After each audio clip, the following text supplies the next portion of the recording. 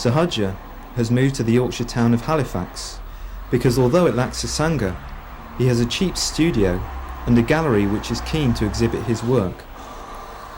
Clear Vision went to see his latest exhibition and talked to Sahaja about his chosen lifestyle.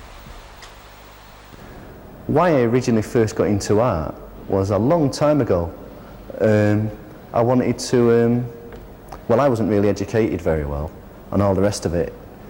And when I first came involved with the movement, I wasn't very culturally there and I wasn't very educated. And I think the nearest space that seemed to come up for me to be able to sort of like express myself was art.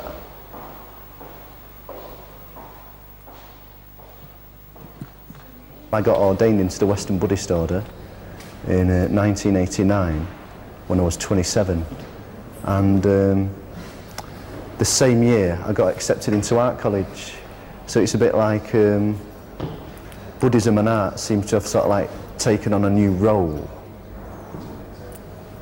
At the same time for me it's sort of like quite intermixed. There's not so much separation, but getting on with it and working stuff out at Dean Clough seems to be like I'm just following through myself as an order member. Getting ordained on one level is you're going for refuge, and that's been recognised by somebody else who's going to for refuge, a preceptor. So what I've got to remember is I express myself in terms of making sculpture, and I've got to be true to that. I've got to be honest, regardless of how I support myself. So it seems quite important at this stage of my life that I make a commitment to that. And that's what it means, I think. I think being an order member is sort of like making a commitment to your ideals and to where you're at and being honest. I mean, Yidam's Vajrasattva, so that's, well, for me it's about honesty and truth and nakedness and just sort of facing what you are. So like what I am is an artist at Dean Clough, a Buddhist order member, and I've got to be true to that.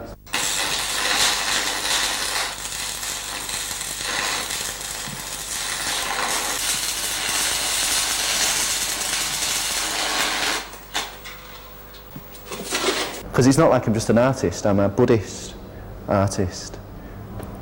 So whatever that means, that's what I'm trying to do. I've not worked it out yet.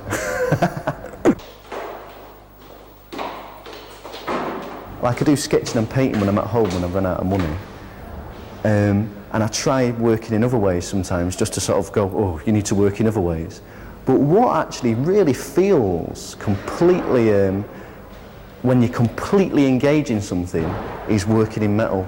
It's a bit like I've got a love affair with metal at the moment, or how I work by using metal and cutting it and welding it together and bending the shapes. Maybe it's almost like there's something I need to sort of like work out. I know that sounds a bit corny, but it completely feels in line, you know.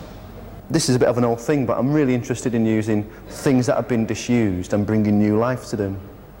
Because it could even be like bringing stuff up from the past and transforming it, if you want to get cosmic about it. So it's like, I do love bits of scrap, I love bits of found shape, I like the idea that they've been disused, I like the idea that it's metal and it's hard and I want to bend it and I want to manipulate it more. And somehow on a basic level, maybe I can associate with that's how I work in transforming myself. It is weird, you know, working, being here, sort of a bit isolated, working within this context. I've still not got my head around showing in galleries yet, even this one. I mean, I've got a personal connection with this gallery, the people are really nice here, and they're quite straightforward, yeah? But in terms of like expressing work and putting it on show in galleries, I still don't know whether that's, I only think it's one way of going about doing things. It's more like you can go on a mythic context retreat, and that's really more like, I would like to do more things like that.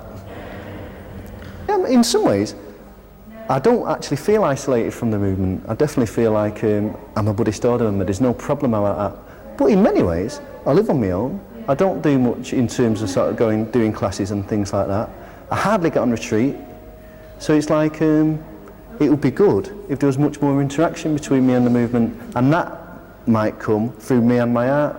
Like an example of working within the movement recently is Moksha Priya very kindly approached me recently and asked me to do some work for him for Manchester Buddhist Centre, to do some iron work and metal work outside the centre in the form of railings, and he wants me to do the 3 jewels over the doorway. So that's going to be, I'm quite looking forward to that. It's going to be very interesting.